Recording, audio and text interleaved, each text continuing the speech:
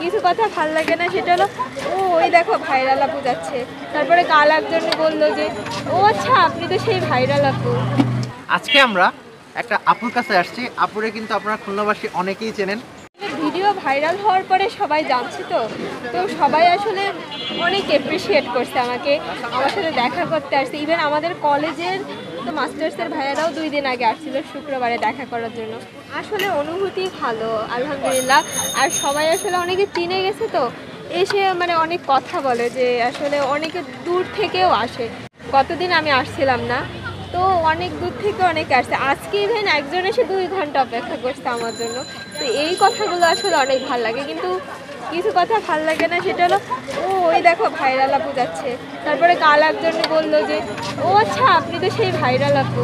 আমি আসলে খুলনায় প্রথম মেয়ে যে রোড সাইডে দোকান নিয়ে বসছে। আমি বলবো যে আসলে যদি মন থেকে করতে চাও তাহলে শুরু করে দাও, কারোর কথা চিন্তা করার কোনো দরকার নাই। একদিন যদি আপনি সাকসেস হন তাইলে তারা এসে বলবো আচ্ছা ভালো কাজ করছিল, আসলেই ঠিক ছিল, কিন্তু আমার সাথে কথা বলতো না। তারা এখন আমার সাথে সেদে বলতেছে আমি খাওয়া দাওয়া ঠিক মতো করতেছি। ঝালের ঘুগনি 15 টাকা, 2 ঝালের ঘুগনি প্লাস কোয়েল পাখির ডিম 20 টাকা, আর ডিমের পিনিক 30 টাকা।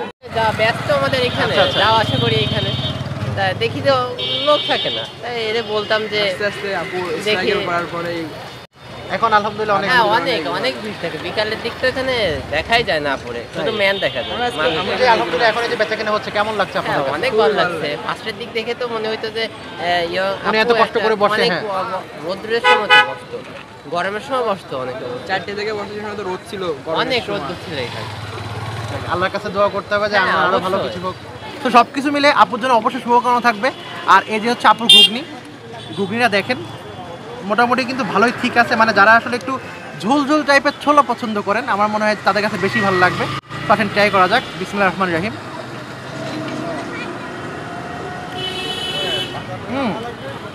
যেহেতু আপু এটা নিজের মতো করে করে, এই ঘুগনি রেসিপি উনি কারো কাছ থেকে নেয় নাই, তো নিজের মতো যেহেতু করতেছে, টেস্ট আলহামদুলিল্লাহ ভালো। তবে আশা করি আরও ভালো হবে। আপু আরও ভালো করার চেষ্টা করতে হবে। তো আপুর জন্য সবাই দোয়া করবেন। আর আমার মনে হয় যে খুলনা যারা দেখতেছেন, যদি মন চায় আপুর কাছে একটু ঘুরে যাবেন, অন্তত আপনি নিজে ইন্সপায়ার হতে পারবেন। লাইফে অনেক ঝড়ঝাপটা আসবে, তাই বলে কিন্তু লাইফটাকে থেমে রাখা যাবে না। তো সবাই ভালো থাকবেন, আল্লাহ হাফেজ।